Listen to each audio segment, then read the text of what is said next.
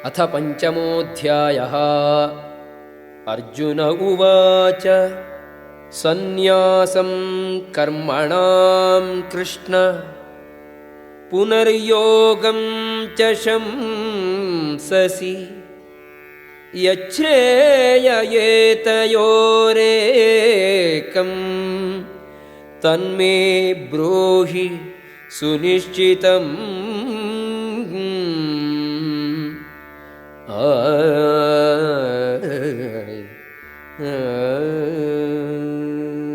अर्जुन ने कहा, हे कृष्ण, पहले आप मुझसे कर्म त्यागने के लिए कहते हैं और फिर भक्ति पूर्वक कर्म करने का आदेश देते हैं। क्या आप अब कृपा करके निश्चित रूप से मुझे बताएंगे कि इन दोनों में से कौन अधिक लाभप्रद है? श्री भगवानुवाच सन्न्यासः कर्मयोगश्च निःश्रेयसकरावुभौ तयोस्तु कर्मसन्न्यासात् कर्मयोगो विशिष्यते। श्री भगवान ने उत्तर दिया, मुक्ति के लिए तो कर्म का परित्याग तथा भक्तिमय कर्म दोनों ही उत्तम हैं, किंतु इन दोनों में से कर्म के परित्याग से भक्ति युक्त कर्म श्रेष्ठ है। ज्ञेयः स नित्य सन्न्यासी यो न द्वेष्टि न काङ्क्षति निर्द्वन्द्वो हि महाबाहो सुखं बन्धात् प्रमुच्यते। जो पुरुष न तो कर्म फलों से घृणा करता है और न कर्म फल की इच्छा करता है, वह नित्य सन्यासी जाना जाता है। हे महाबाहु अर्जुन, ऐसा मनुष्य समस्त द्वंद्वों से रहित होकर बहुबंधन को पार कर पूर्णतया मुक्त हो जाता है। सांख्य योगौ पृथक् बालाः प्रवदन्ति न पंडिताः एकमप्यास्थितः सम्यक् उभयोर्विन्दते फलम्। अज्ञानी ही भक्ति को भौतिक जगत के विश्लेषणात्मक अध्ययन से भिन्न कहते हैं। जो वस्तुतः ज्ञानी हैं, वे कहते हैं कि जो इनमें से किसी एक मार्ग का भली भांति अनुसरण करता है, वह दोनों के फल प्राप्त कर लेता है।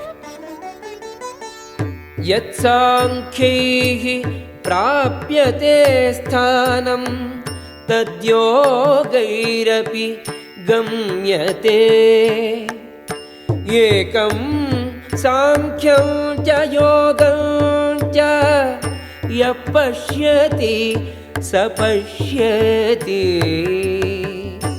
जो यह जानता है कि विश्लेषणात्मक अध्ययन द्वारा प्राप्य स्थान भक्ति द्वारा भी प्राप्त किया जा सकता है, और इस तरह जो सांख्य योग तथा भक्ति योग को एक समान देखता है, वही वस्तुओं को यथारूप में देखता है।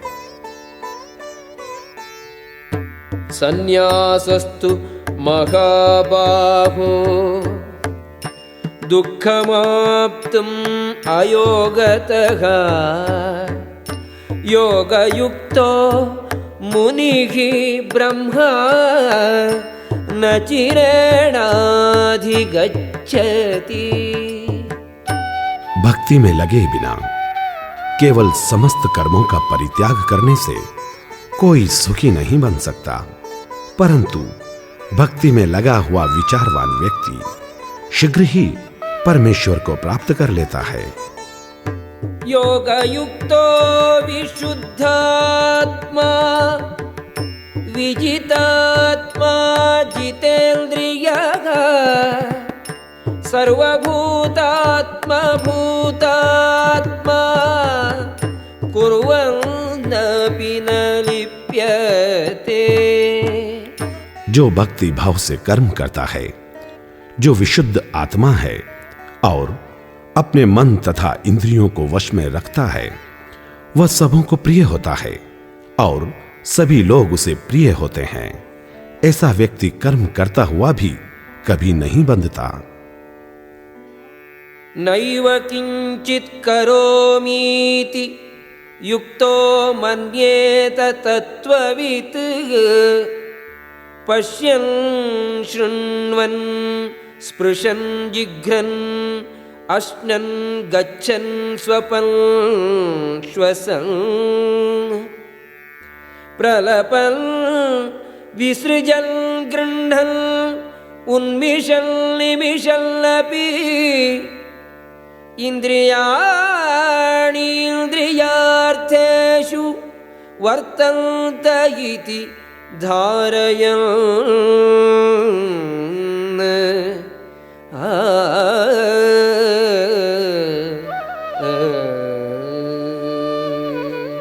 दिव्य भावनामृत युक्त पुरुष देखते, सुनते, स्पर्श करते, सूंघते, खाते, चलते फिरते, सोते तथा श्वास लेते हुए भी अपने अंतर में सदैव यही जानता रहता है कि वास्तव में वह कुछ भी नहीं करता।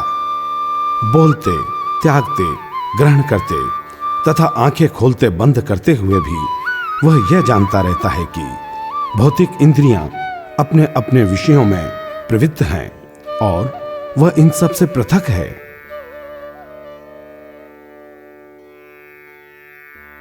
ब्रह्मण्याधाय कर्माणि संगं त्यक्त्वा करोति यः लिप्यते न स पापेन पद्मपत्रमिवाम्भसा। जो कर्म फलों को प्रभु को समर्पित करके आसक्ति रहित होकर अपना कर्म करता है वह पाप कर्मों से अप्रभावित रहता है, जैसे कमल पत्र जल से अस्पृश्य रहता है। कायेन मनसा बुद्ध्या केवलै इन्द्रियैरपि योगिनः कर्म कुर्वन्ति संगं त्यक्त्वा आत्मशुद्धये। योगी जन आसक्ति रहित होकर शरीर, मन, बुद्धि तथा इंद्रियों के द्वारा भी केवल शुद्धि के लिए कर्म करते हैं। युक्तः कर्मफलं त्यक्त्वा शान्तिमाप्नोति नैष्ठिकीम् अयुक्तः कामकारेण फले सक्तो निबध्यते। निश्चल भक्त शुद्ध शांति प्राप्त करता है क्योंकि वह समस्त कर्म फल मुझे अर्पित कर देता है, किंतु जो व्यक्ति भगवान से युक्त नहीं है और जो अपने श्रम का फलकामी है वह बंध जाता है। सर्वकर्माणि मनसा सन्न्यस्यास्ते सुखं वशी नवद्वारे पुरे देहि नैव कुर्वन् कारयन्। जब देहधारी जीवात्मा अपनी प्रकृति को वश में कर लेता है और मन से समस्त कर्मों का परित्याग कर देता है तब वह 9 द्वारों वाले नगर में बिना कुछ किए कराए सुखपूर्वक रहता है। न कर्तृत्वं न कर्माणि लोकस्य सृजति प्रभुः न कर्म फलसंयोगम् स्वभावस्तु प्रवर्तते। शरीर रूपी नगर का स्वामी देहधारी जीवात्मा न तो कर्म का सृजन करता है, न लोगों को कर्म करने के लिए प्रेरित करता है, न ही कर्म फल की रचना करता है। ये सब तो प्रकृति के गुणों द्वारा ही किया जाता है। नादत्ते कस्यचित् पापं न चैव सुकृतं विभुः अज्ञानेनावृतं ज्ञानं तेन मुह्यन्ति जन्तवः। परमेश्वर न तो पापों को ग्रहण करता है न पुण्य को, किंतु जीव उस अज्ञान के कारण मोहग्रस्त रहते हैं जो वास्तविक ज्ञान को आच्छादित किए रहता है। ज्ञानेन तु तदज्ञानं येषां नाशितमात्मनः तेषाम् आदित्यवज्ञानं प्रकाशयति तत्परम्। किंतु जब कोई उस ज्ञान से प्रबुद्ध होता है जिससे अविद्या का विनाश होता है, तो उसके ज्ञान से सब कुछ उसी तरह प्रकट हो जाता है जैसे दिन में सूर्य से सारी वस्तुएं प्रकाशित हो जाती है। तद्बुद्धयः तदात्मानः तन्निष्ठाः तत्परायणाः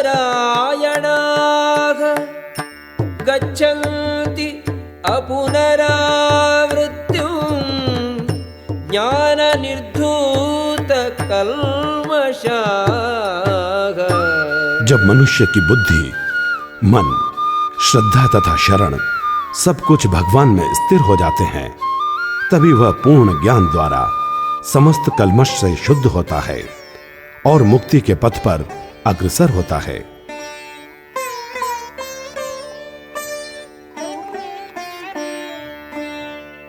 विद्या विनय संपन्ने ब्राह्मणे गविहस्तिनी शुनि चैव श्वपाके च पंडिताः समदर्शिनः। विनम्र साधु पुरुष अपने वास्तविक ज्ञान के कारण एक विद्वान तथा विनीत ब्राह्मण गाय, हाथी, कुत्ता तथा चांडाल को समान दृष्टि से देखते हैं। इहैव तैः जितः सर्गो येषां साम्ये स्थितं मनः निर्दोषं हि समं ब्रह्म तस्मात् ब्रह्मणि ते स्थिताः। जिनके मन एकत्व तथा समता में स्थित हैं, उन्होंने जन्म तथा मृत्यु के बंधनों को पहले ही जीत लिया है। वे ब्रह्म के समान निर्दोष हैं और सदा ब्रह्म में ही स्थित रहते हैं।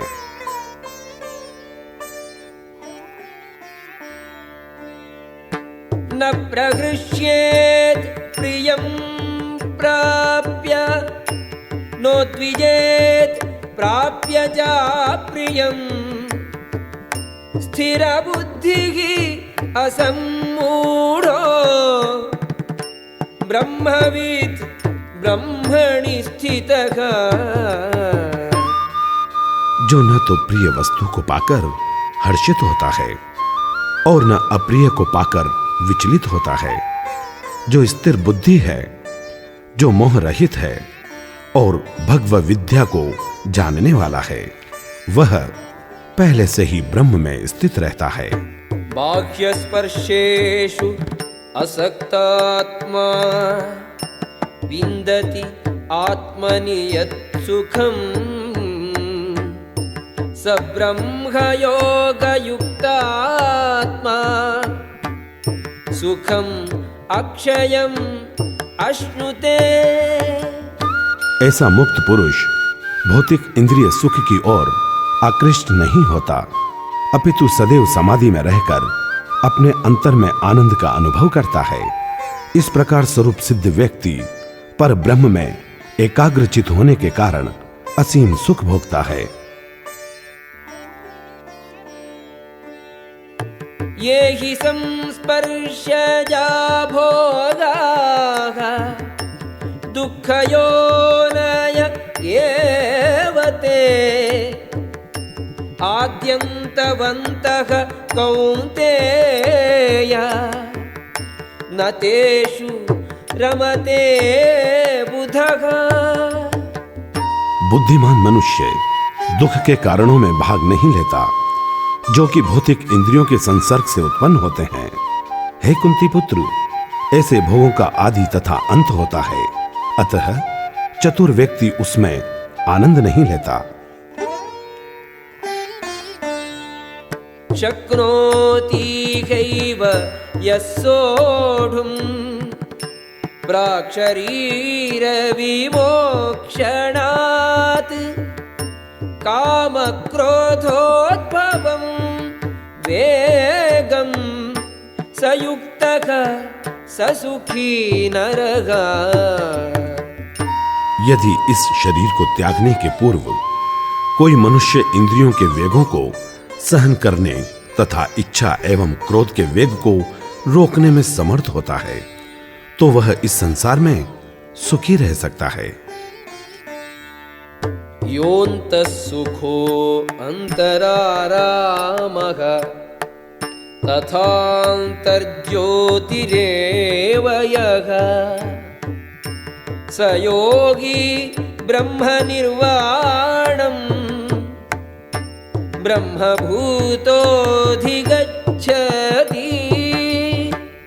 जो अंतकरण में सुख का अनुभव करता है, जो कर्मठ है और अंतकरण में ही रमण करता है तथा जिसका लक्ष्य अंतर्मुखी होता है, वह सचमुच पूर्ण योगी है। वह पर ब्रह्म में मुक्ति पाता है और अंततोगत्वा ब्रह्म को प्राप्त होता है। लभन्ते ब्रह्मनिर्वाणम् ऋषयः क्षीणकल्मषाः छिन्नद्वैधा यतात्मानः सर्वभूतहिते रताः। जो संशय से होने वाले द्वैत से परे हैं, जिनके मन आत्म साक्षात्कार में रत हैं, जो समस्त जीवों के हृदय में व्यस्त रहते हैं और जो पाप रहित हैं, वे मुक्ति को प्राप्त होते हैं। कामक्रोध वियुक्तानां यतीनां यतचेतसाम् अभितो ब्रह्मनिर्वाणं वर्तते विदितात्मनाम्। जो क्रोध तथा समस्त भौतिक इच्छाओं से रहित हैं, जो स्वरूप सिद्ध आत्म संयमी हैं और संसिद्धि के लिए निरंतर प्रयास करते हैं, उनकी मुक्ति निकट भविष्य में सुनिश्चित है। स्पर्शान् कृत्वा बहिर्बाह्यान् चक्षुश्चैवान्तरे भ्रुवोः प्राणापानौ समौ कृत्वा नासाभ्यन्तरचारिणौ यतेन्द्रियमनोबुद्धिः मुनिः मोक्षपरायणः विगतेच्छाभयक्रोधो यः सदा मुक्त एव सः।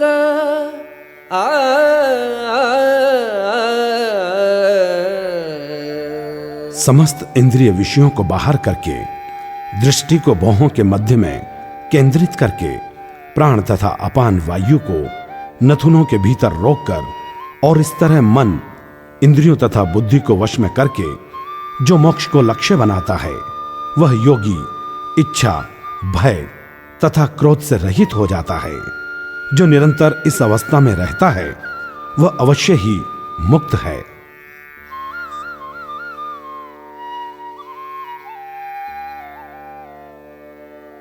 भोक्तारं यज्ञतपसां सर्वलोकमहेश्वरं सुहृदं सर्वभूतानां ज्ञात्वा मां शान्तिमृच्छति।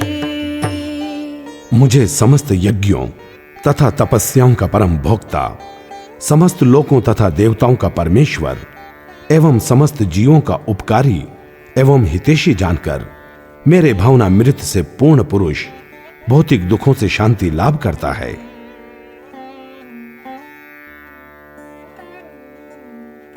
ओम तत्सदिति श्रीमद्भगवद्गीतासु उपनिषत्सु ब्रह्मविद्यायां योगशास्त्रे श्रीकृष्णार्जुनसंवादे कर्मसन्न्यासयोगो नाम पंचमोऽध्यायः।